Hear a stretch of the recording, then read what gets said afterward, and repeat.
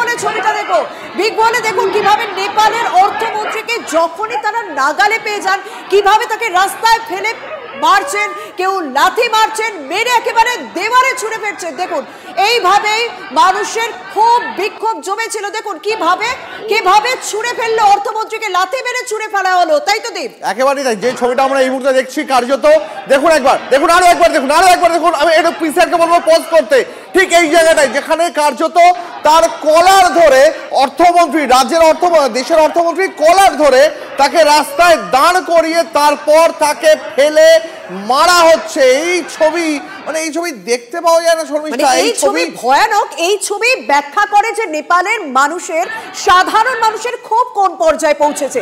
জেনজির বিক্ষোভ শুরু হয়েছিল কিন্তু সেটা সার্বিকভাবে গোটা দেশের মানুষকে কিভাবে এই বিক্ষোভে সামিল করে নিয়েছে সেটা হয়তো এই ছবি প্রমাণ করে। মানে ওই দেশের দুর্নীতি কোন পর্যায়ে পৌঁছেছিল, ওই দেশের মানুষের ক্ষোভ কোন পর্যায়ে পৌঁছেছিল যে অর্থমন্ত্রীকে রাস্তাকে ফেলে পেটালো। একেবারেই তাই শর্মিষ্ঠা। এই মুহূর্তে সব নেপালের সমস্ত জনতার একটাই কথা যে দিনের পর দিন ধরে যে সরকার, যে রাজনৈতিক দল তাদের নিষ্পেষণ করেছে, তাদের সঙ্গে তাদের সব রকম ভাবে দুর্নীতির শিকার হয়েছেন, তারা চাকরি পাননি, তাদের শিক্ষা, তাদের বাসস্থান, তাদের খাবার দাবার সব কিছুর দিক থেকে তারা অনটনের মধ্যে ছিলেন।